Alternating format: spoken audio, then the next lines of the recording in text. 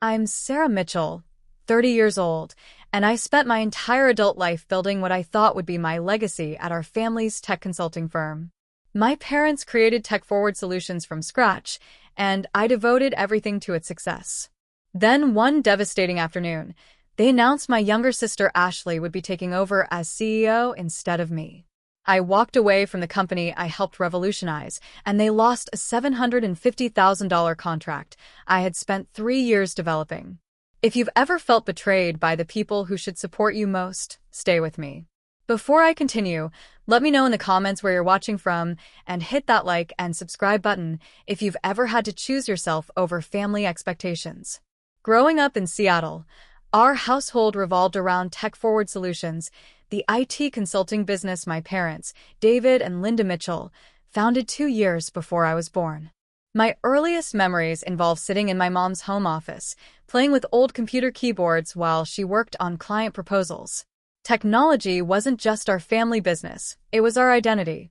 Ashley arrived 3 years after me, and from the beginning, our personalities couldn't have been more different. I was methodical, logical, fascinated by how systems work together. By age 8, I was taking apart old computers and rebuilding them. Ashley was creative, social, drawn to design and user experience. She'd spend hours customizing desktop themes while I'd be writing basic code. Sarah has the Mitchell tech gene. My dad would proudly tell clients when I'd solve their computer problems during family visits. I absorbed this praise like a sponge, building my entire identity around being the technical genius of the family. Meanwhile, my mom would showcase Ashley's design skills, marveling at her intuitive understanding of what looked good and what users wanted. We both received encouragement, but I can see now how we were being subtly groomed for different roles.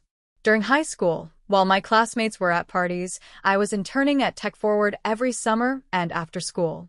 I reorganized their entire server infrastructure, helped develop their client database system, and even contributed to major system implementations. Ashley, meanwhile, attended summer design camps and worked at local coffee shops, developing her people skills. Our parents never pressured her to join the business the way they did with me, but they'd occasionally mention, "When you girls run the company together someday." I structured my entire education around taking over Tech Forward. I chose MIT specifically for their computer science program, graduating summa cum laude. Then I completed my MBA at Stanford, specializing in technology management and digital transformation. During those 6 years, I also interned at major tech consulting firms in Silicon Valley, building networks and learning methodologies our family business desperately needed. Ashley took a different path. She started in graphic design at the University of Washington but switched to business administration her junior year. She graduated with decent grades, but nothing exceptional. While I was earning my MBA, she worked at various startups in Seattle, gaining some experience but nothing comparable to my systematic preparation. When I returned to Seattle with my MBA, I immediately joined Tech Forward full-time. My parents welcomed me with a solid but mid-level position as senior technology consultant. I had hoped for something more strategic given my qualifications, but I understood I needed to prove myself within the family context. For the next 3 years, I worked relentlessly to modernize our operations. I implemented cloud-based solutions, developed our cybersecurity practice, and brought in 5 major clients that increased our annual revenue by 45%. My parents were pleased but not surprised. This was exactly what they had trained me to do. Ashley joined the company 18 months after me, initially in a client experience role that leveraged her natural communication skills. To everyone's surprise, including mine, she adapted to the business world with remarkable ease. Her creativity translated beautifully into understanding client needs, and her social skills made her a natural at presentations and relationship building. For a while, it seemed perfect. We complemented each other brilliantly. I handled the technical strategy and implementation while Ashley managed client relationships and project communication. The business grew faster than ever, with clients appreciating both my technical expertise and Ashley's approachable style. Our parents glowed with pride at having both daughters contributing, though I noticed they often credited Ashley for the major contracts I had primarily secured through technical innovation. "You two are the future of Tech Forward," my father would say during our quarterly family dinners. But I was the one working until 2 a.m. debugging critical systems, the one sacrificing weekends to master emerging technologies, the one who had dedicated my entire life to this moment. I assumed the CEO position would naturally be mine, with Ashley perhaps leading client relations or user experience design. After all, I had the technical depth, the business education, and the proven track record. I couldn't have been more wrong. As months turned into years, I continued solidifying my position at Tech Forward Solutions. My innovative approaches transformed how we deliver technology consulting, bringing us into the era of cloud computing and cybersecurity when many similar firms were still focused on basic IT support. I developed our proprietary security assessment framework that gave clients comprehensive insights into their vulnerabilities, something that immediately differentiated us from competitors. One of my greatest achievements was the Cascade healthcare system modernization. The regional hospital network had been running on legacy systems that posed serious security risks and efficiency problems. I designed a complete digital transformation strategy, including cloud migration, new patient management systems, and robust cybersecurity protocols. The project improved their operational efficiency by 52% and saved them over $2 million annually in IT costs. They were so impressed they signed a 5-year maintenance contract worth $400,000 per year. Success stories like this became my signature. I wasn't just implementing existing solutions. I was developing innovative methodologies that would later become the foundation of my independent consulting practice. Clients began specifically requesting me for their most complex technical challenges, which brought mixed reactions from my parents. They were proud, certainly, but I sometimes caught them redirecting clients to work with our team rather than emphasizing my individual contributions. My dedication came at significant personal cost. While Ashley maintained an active social life, dated regularly, and kept close friendships, I immersed myself completely in technology and business.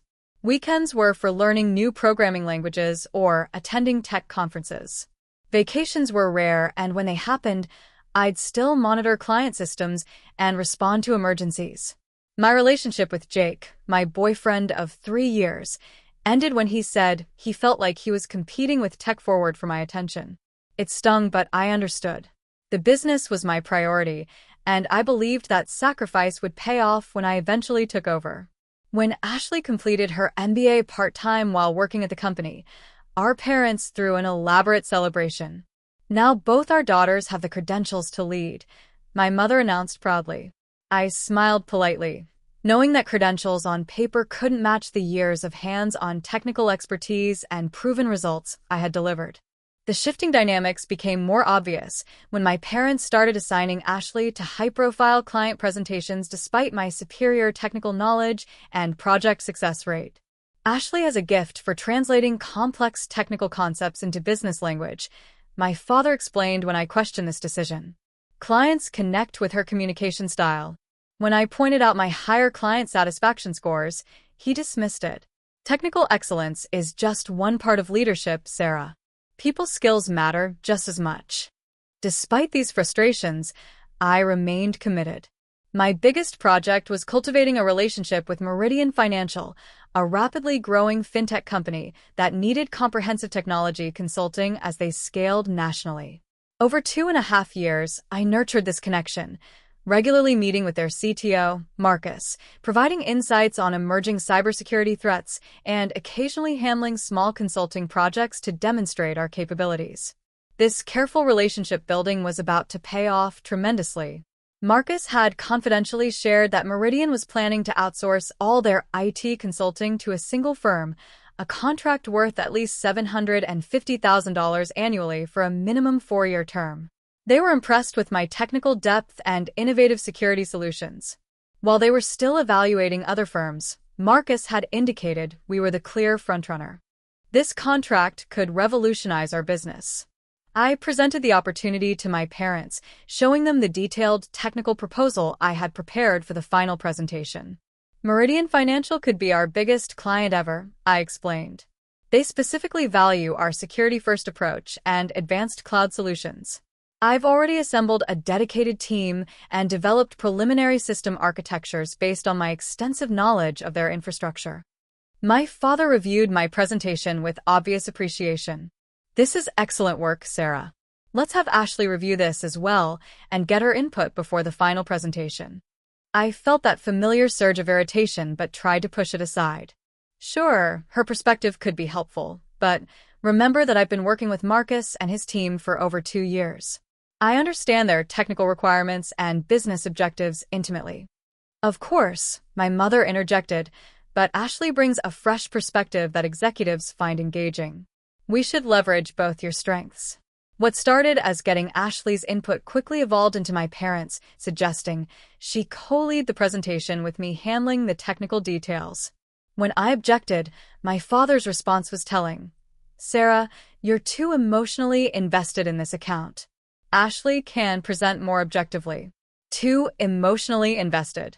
The phrase echoed in my mind for days. Was dedication to client success now considered a liability? I had spent countless hours learning everything about Meridian Financial, from their corporate culture to their 5-year technology roadmap. Of course, I was invested. That investment was what made me effective.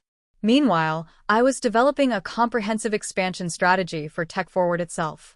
With the anticipated Meridian contract, we would have the financial stability to open a satellite office in Portland, tapping into the growing tech startup market there. I had researched office spaces, projected staffing needs, and created a detailed 3-year growth plan. This wasn't just about adding one more client. It was about positioning the entire company for long-term success. When I presented this vision to my parents, they seemed impressed but non-committal. Let's secure Meridian first before making any major expansion plans, my father said pragmatically. I agreed with a cautious approach, having no idea that the biggest shock was still coming. The Meridian presentation was scheduled for the following month. Everything seemed to be aligning perfectly for both the contract and what I assumed would be my eventual promotion to a leadership role that matched my contributions. After all, bringing in a $750,000 client while simultaneously developing the company's expansion strategy surely demonstrated my readiness to lead. I remember confiding in my best friend Rebecca over coffee. I think this is finally it. After the Meridian deal closes, they'll have to acknowledge I'm ready to take over when they retire. They'd be crazy not to, she agreed, raising her mug in a mock toast. To the future CEO of TechForward Solutions. If only we had known how wrong we both were. 2 weeks before the Meridian financial presentation, my parents invited Ashley and me to dinner at Canlis, the upscale restaurant they reserved for major celebrations. The invitation came with unusual formality, my mother calling rather than her typical casual text. We have something important to discuss with both of you, she said, her voice carrying a weight that made my stomach clench. It's about the future of the company. I spent the day before dinner reviewing our company financials and updating my expansion strategy. If this was the succession discussion I'd been anticipating, I wanted to be fully prepared to accept the leadership role I'd been working toward my entire adult life. Canlis was bustling that Tuesday evening, but our table in the private dining area was ready when we arrived. My parents had already ordered wine, which confirmed this was no ordinary family dinner. Ashley arrived a few minutes late, apologizing for traffic and looking slightly nervous in a way that would later make perfect sense.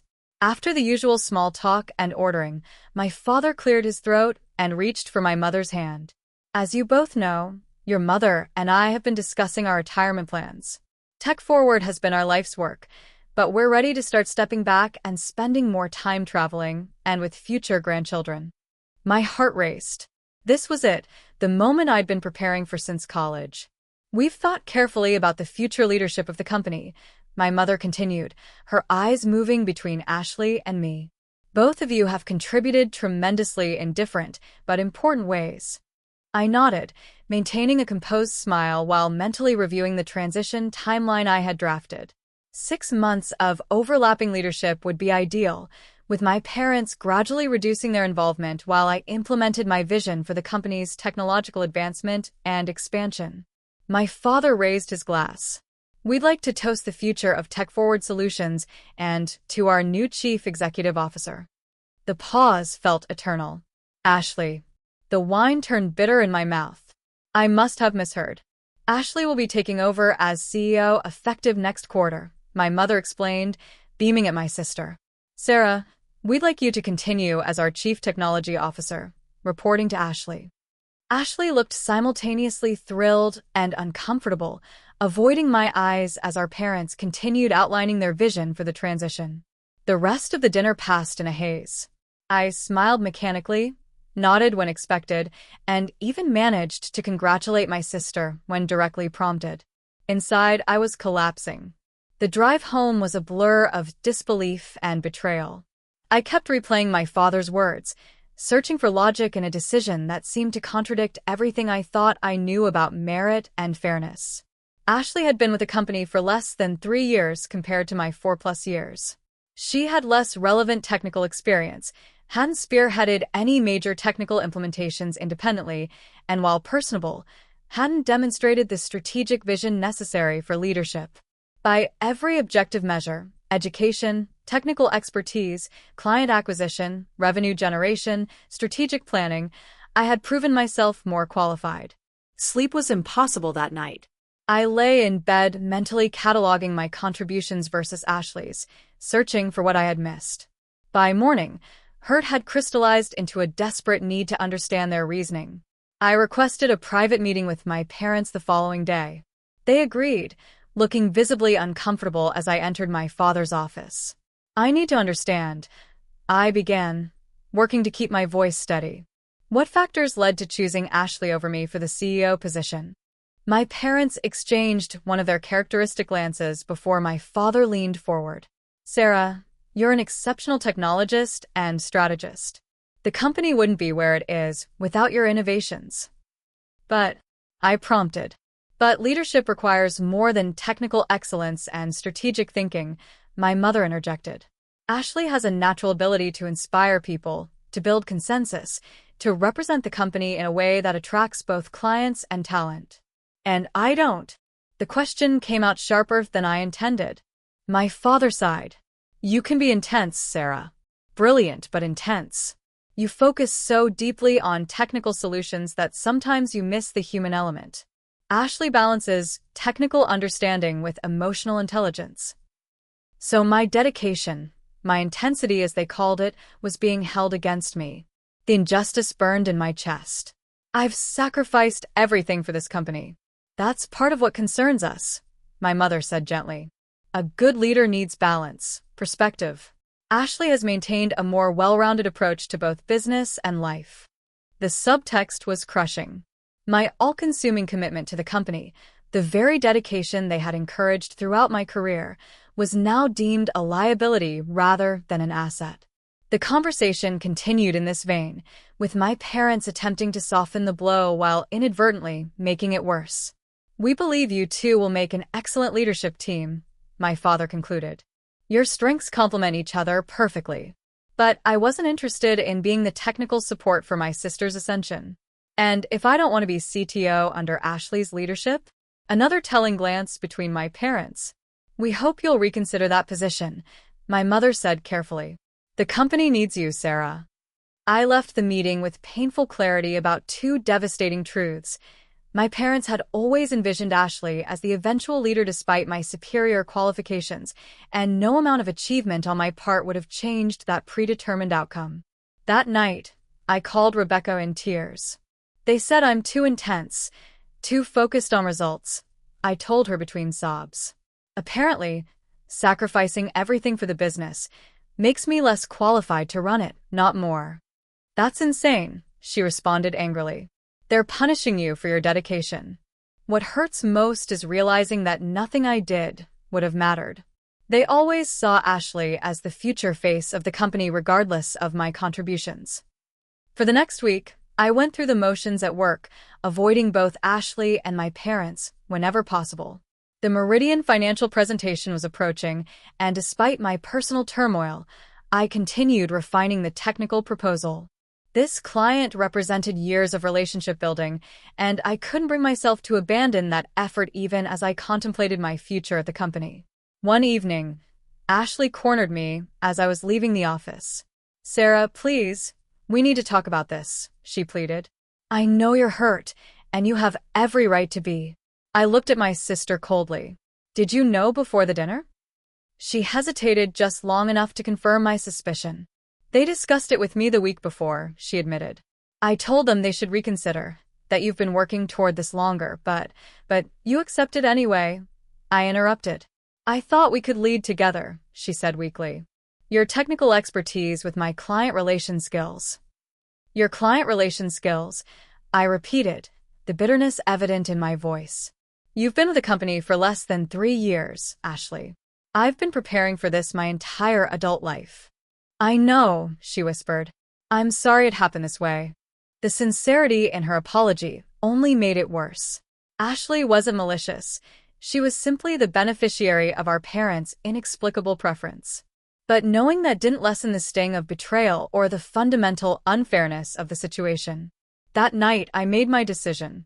The morning after my confrontation with Ashley, I requested another meeting with my parents, this time with a clear purpose. They agreed to meet after hours, perhaps hoping I'd had time to accept their decision. The conference room felt unusually cold as we gathered. I had prepared meticulously for this conversation, just as I would for any critical business meeting. My father started with small talk about a recent project, but I politely interrupted. I've been reflecting on our discussion about the leadership transition. I began, my voice calm and measured. I have some direct questions that need honest answers. My parents nodded, though I noticed my mother nervously adjusting her watch. When did you first decide Ashley would be CEO instead of me? Was this a recent decision based on our performance, or was this always the plan? The uncomfortable silence that followed was answer enough, but I waited for them to verbalize it. My father cleared his throat. We've always seen different leadership qualities in both of you. Ashley has always had a certain presence that naturally lends itself to executive leadership. So this was predetermined, I stated flatly. Regardless of my accomplishments, my dedication, my results, the decision was made long before either of us proved ourselves professionally. That's not entirely fair, Sarah, my mother interjected. We've always valued your contributions tremendously, but not enough to consider me for the role I've been working toward my entire career, I countered. Let me ask something else. What specific leadership qualities does Ashley possess that I lack? My parents exchanged their characteristic glance before my father responded. Ashley builds relationships naturally. She's diplomatic in situations where you might be more direct. People respond to her warmth and approachability. So, I'm too direct, too intense. I repeated their earlier criticism. Can you point to any instance where my directness has cost us a client or damaged the business? They couldn't, of course. My directness had always been in service of solving problems and delivering results. Sarah, my mother said gently, leadership isn't just about technical solutions. It's about inspiring people, creating a vision others want to follow. The Meridian financial account, I responded. That's a vision I created and nurtured over 2.5 years. Our expansion to Portland, another vision I developed. The security framework that differentiates us from every competitor. My vision again. Those are technical and strategic initiatives, my father conceded. And they're valuable. That's why we want you as CTO. Working under Ashley, I added, someone with less experience, less proven success, and let's be honest, less commitment to the business. My mother frowned. That's unfair to your sister. She's dedicated to tech forward. But not at the expense of everything else, right? Isn't that what you implied last time? That my complete dedication is somehow a liability. The conversation continued in circles, my parents unwilling to acknowledge the fundamental unfairness of their decision while simultaneously unable to provide concrete justifications beyond vague references to Ashley's leadership qualities. Finally, I placed a folder on the table. This is my resignation, effective immediately. The shock on their faces would have been satisfying under different circumstances. Sarah, you can't be serious, my father stammered. The Meridian presentation is next week. The company needs you. I've prepared comprehensive technical documentation for the Meridian account, I replied coolly. Ashley's leadership qualities should be sufficient to close the deal. This is rash, my mother pleaded. Take some time to think about this. We can discuss adjusting your role, your compensation. This isn't about money or titles, I interrupted. It's about recognition and respect for what I've contributed. It's about fairness. My father's expression hardened slightly. Life isn't always fair, Sarah. In business, we sometimes have to accept decisions we don't agree with. You're absolutely right, I conceded. And my decision is to no longer work for a company that fundamentally undervalues my contributions. I won't report to someone who was handed a position I earned. The meeting ended with my parents in disbelief and me with a strange sense of calm. The decision that had kept me awake for nights now felt inevitable, even liberating.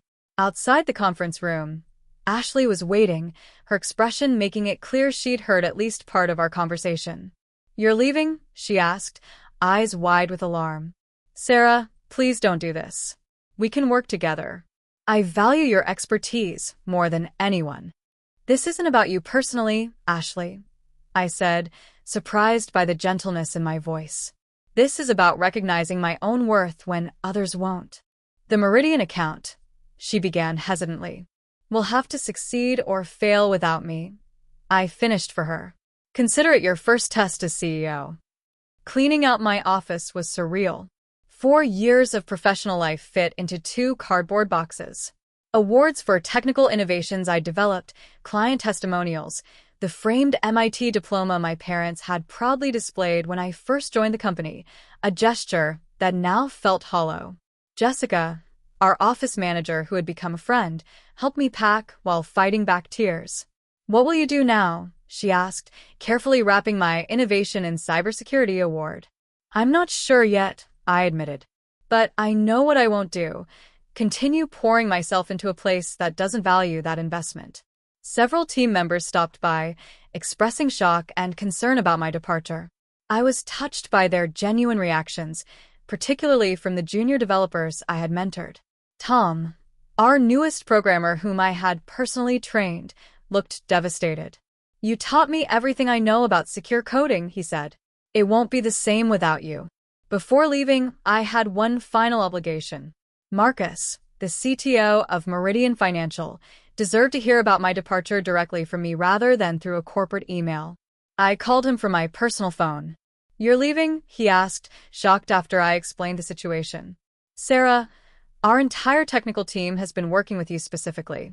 The security framework, the implementation strategy, that was all based on your expertise." "I know, and I apologize for the disruption," I said sincerely. "The company still has talented developers who can execute the vision we discussed." Marcus's pause spoke volumes. "We selected TechForward largely because of your technical approach and understanding of our infrastructure," he said carefully. "This changes things significantly." I didn't try to persuade him either way. Professional ethics prevented me from actively sabotaging my former company, but I also wouldn't falsely sell capabilities that were walking out the door with me. As I carried my boxes to the elevator, my father intercepted me one last time. "Sarah, please reconsider," he urged, looking genuinely distressed. "We can work through this." I looked at him, the man who had taught me everything about technology and business, only to overlook me when it mattered most. "I've been reconsidering my place here for the past 2 weeks," I told him. "My decision is final." Ashley appeared in the hallway, tears streaming down her face. "Don't leave like this," she pleaded. "Not because of me. This isn't just about you," I said, softening slightly at her obvious distress. "It's about recognizing when a situation can't be fixed and having the courage to start over." The elevator doors opened, and I stepped in with my boxes, turning to face my family one last time as the doors closed on that chapter of my life. The first week after leaving TechForward passed in a blur of emotional extremes. I fluctuated between empowering confidence in my decision and paralyzing doubt about my future. Who was I without the company that had defined my identity for so long? The question haunted my sleepless nights in the temporary apartment I rented while figuring out my next steps.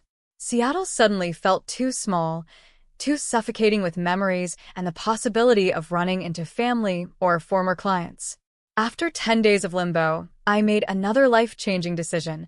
I would move to Portland, the city I had researched so thoroughly for TechForward's expansion that never happened. I found a modest one-bedroom apartment in the Pearl District, a far cry from my spacious Seattle condo. The minimal furniture and bare walls reflected my stripped-down existence. Starting over at 30 wasn't part of my carefully planned life trajectory, but there was an unexpected freedom in the blank slate before me. The first month tested my resolve daily. I would wake up reaching for a work phone that wasn't there, momentarily forgetting I no longer had urgent server issues to resolve or development teams to coordinate. The silence was both terrifying and liberating. I keep waiting for the panic to hit, I confessed to Rebecca during one of our daily check-ins. But mostly I feel this strange relief, mixed with emptiness. The emptiness is just space for whatever comes next, she replied with characteristic wisdom. You're not defined by that company, Sarah. You never were. Financially, I had enough savings to sustain myself for 8 months without income, a safety net I had built planning for emergencies, never imagining this particular scenario. Still, watching my bank balance decrease without corresponding deposits created a low-grade anxiety I couldn't shake. By the second month, I began reaching out to my professional network, not for traditional employment. The thought of working for another family business or a tech consultancy held no appeal, but to explore independent consulting opportunities. Years of relationship building proved valuable as former industry colleagues responded warmly to my new status as an independent consultant. Patricia, a former client who had moved to a larger company, was the first to offer me contract work. We need someone to audit our current cybersecurity infrastructure, she explained over coffee. Someone who isn't afraid to tell us the truth about what's working and what isn't. I immediately thought of you. That first project was modest in scope and compensation, but it provided something more valuable than money, validation that my skills and approach had value independent of the Mitchell name. I transformed Patricia's company's security posture over 8 weeks, implementing monitoring systems similar to those I had developed at TechForward. You've identified vulnerabilities our previous consultants missed completely, Patricia marveled during our final meeting. Would you consider taking on a project for our subsidiary in Vancouver? Word spread quickly. Patricia recommended me to colleagues, who recommended me to others. By the 4th month, I was turning down projects and carefully selecting clients whose needs aligned with my strengths and interests. Working from my apartment became impractical as I started requiring meeting space for client presentations. With growing confidence, I leased a small office in a co-working space downtown. The space wasn't impressive, just a private room with a desk, 2 client chairs, and a small conference table, but it was mine, independent of family legacy or connections. I named my new business Apex Security Solutions, reflecting both the Portland landscape and the peak performance I aimed to deliver. Jessica, my former colleague from TechForward, called unexpectedly during my 5th month in Portland. I hope you don't mind me reaching out, she began hesitantly. Things have been different since you left. Different how? I asked, curious despite myself. Ashley is trying, but she doesn't have your technical vision, Jessica explained. The security framework you developed isn't being maintained properly. Clients are noticing the difference. I felt a complex mix of vindication and concern. Despite everything, I didn't wish failure on the business my parents had built. Actually, Jessica continued, I was wondering if you might be hiring. I've learned so much from you, and I'd rather continue that education than stay where innovation is stalled. The idea of having an employee hadn't occurred to me yet, but my business was growing, and Jessica's skills would complement my client work perfectly. Let me put together an offer, I told her. I can't match corporate benefits yet, but I can promise you'll be integral to building something new. 2 weeks later, Jessica arrived in Portland, bringing her organizational expertise and client management skills to Apex Security. With her handling operations and client communications, I could focus entirely on technical strategy and business development. Together, we began building Apex's identity, distinct from TechForward, but incorporating the best of what I'd learned there while discarding the limitations. By the 6-month mark, Apex Security Solutions had 12 regular clients, a growing reputation for cutting-edge cybersecurity strategies with measurable results, and a distinctive approach I called Fortress methodology, helping clients build impenetrable security while maintaining operational efficiency. I was working as intensely as ever, but the satisfaction was incomparable. Every decision was mine, every success directly attributable to my vision and execution. The validation I'd sought from my parents came instead from clients who renewed contracts and referred colleagues. One evening, as Jessica and I worked late finalizing a major security implementation, she hesitated before asking, "Have you spoken to your family since leaving?" "No," I admitted. "My parents have called several times, but I'm not ready for that conversation yet." "And Ashley?" I sighed. "She texts occasionally, generic things like, 'Hope you're well,' or 'thinking of you.' I respond politely. We're in a careful holding pattern." Jessica nodded thoughtfully. "Tom from the development team said Meridian Financial canceled their contract with TechForward after the initial 3-month trial. Apparently, the execution didn't match what you had proposed." The news didn't surprise me, but it didn't bring the satisfaction I might have expected either. "That's unfortunate," I said simply. "Results matter in this business." What I didn't share with Jessica was how occasionally, in quiet moments, I wondered if walking away had been too extreme. Not because I questioned my worth or the injustice of a situation, but because family bonds, however strained, remained part of my identity. Those reflections were interrupted by news that would change everything again. A major tech publication ran a feature on cybersecurity innovators, with Apex Security Solutions highlighted for our Fortress methodology. The publicity brought a flood of inquiries, including one from Quantum Systems, a national software development company with security needs across multiple locations. "We want a complete security overhaul," their CTO explained during our initial call. "Not just consulting, but ongoing management and monitoring.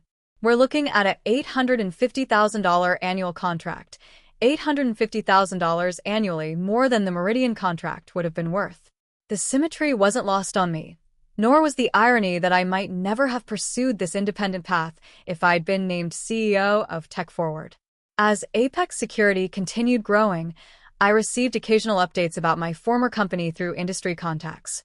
TechForward was struggling to maintain its client base, particularly after losing Meridian.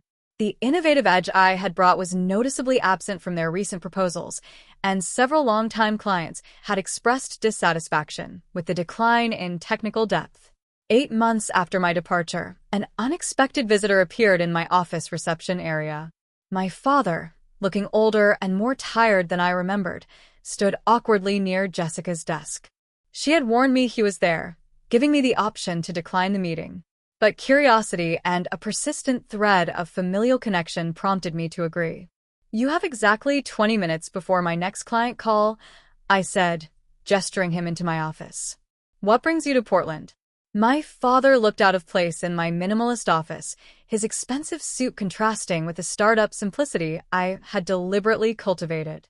He glanced around at the space that represented my new independent success, including the industry award prominently displayed on my desk.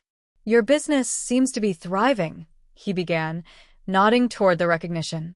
"The article about your Fortress methodology was impressive." "Thank you," I replied neutrally, "but I assume you didn't fly to Portland to compliment my press coverage." He sighed, the weight of recent months evident in his posture. Meridian Financial terminated their contract after the initial trial period. Marcus was quite direct about the reason. The execution didn't match the technical strategy that had been promised. "Your technical strategy?" I kept my expression neutral despite the vindication his words brought. "That's unfortunate." "Unfortunate doesn't begin to cover it," he continued. "The $750,000 deal you had cultivated would have stabilized our business. Instead, we've lost not only Meridian but 4 other clients who were closely watching that relationship." Part of me wanted to remind him that this was precisely the outcome I had predicted, that my value to the company had been greater than they recognized. But the defeat in his posture made such points unnecessarily cruel. "Business relationships are often personal," I said instead. "That's why succession planning is so critical in service industries." The subtle criticism wasn't lost on him. "We made a significant error in judgment, Sarah. Not just about your capabilities, but about what the market values in leadership." His admission hung in the air between us. After months of anger and hurt, hearing him acknowledge their mistake should have been satisfying. Instead, it felt hollow, coming only after financial consequences had forced the recognition. Ashley is struggling, he continued when I didn't immediately respond. She has many strengths, but the strategic vision, the technical leadership, the innovation pipeline, that was always your domain. And now it's my business, I replied, gesturing to the office around us. He nodded slowly. Your mother and I have been following your success from afar. The quantum systems contract was quite an achievement for a new consultancy. So they knew about that too. The Portland business community was smaller than I'd realized, or perhaps they'd been monitoring my progress more closely than I'd suspected. What exactly are you here for?